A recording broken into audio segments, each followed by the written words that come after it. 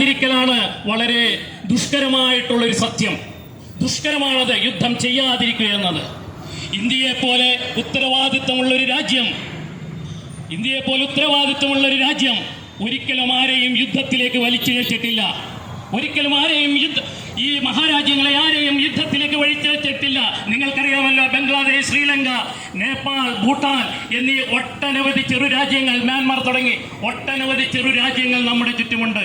ഒരിക്കലും നാം അവരെ യാതൊരു രീതിയിലുള്ള ഉപദ്രവവും അവർക്ക് നേരെ നാം ചെലുത്തിയിട്ടില്ല. അവരോട് സൗഹൃദത്തിൽ അവർക്ക് വേണ്ട സഹായ സഹകരണങ്ങൾ ചെയ്തുകൊണ്ടാണ് ഈ മഹാരാജ്യം മുന്നോട്ട് പോയത്. നിങ്ങൾക്കറിയാമല്ലോ, 14,500 കിലോമീറ്റർ വരുന്ന ഈ മഹാരാജ്യത്തിലെ ഓരോ അടിമണ്ണിലും നടന്നു നീങ്ങിയ സൈനികരാണ് ഇവിടെയുള്ളത്. ഞങ്ങളൊരു ജീവിതം ജീവിച്ചിട്ടില്ല. ഞങ്ങളുടെ കൗമാരവും യൗവനവുമെല്ലാം ഈ മഹാരാജ്യത്തിന് വേണ്ടി ബലി നൽകിയിട്ടുള്ളതാണ്. ഇനിയും ഈ മഹാരാജ്യത്തിന് ഒരാപത്ത് സംഭവിക്കുകയാണെന്നുണ്ടെങ്കിൽ ഞങ്ങളെല്ലാം ആ അതിർത്തിയിലേക്ക് പോകുവാൻ റെഡിയായിരുന്നു.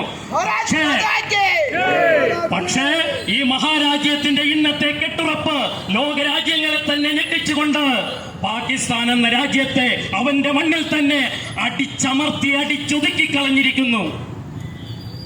നാം ലോകത്തിലെ വൻ ശക്തിയായി മാറിയിരിക്കുന്നു.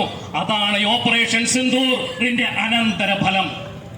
പ്രിയപ്പെട്ടവരെ, നാം ജാതിക്കും മതത്തിനും അതീതരായി ഈ മഹാരാജ്യത്തിന് വേണ്ടി ഒരുമിച്ച് നാം എന്ന സങ്കല്പത്തിൽ നിന്ന് ഞങ്ങൾ എന്ന സങ്കല്പത്തിലേക്ക് നാം നടന്നു നീങ്ങേണ്ടിയിരിക്കുന്നു.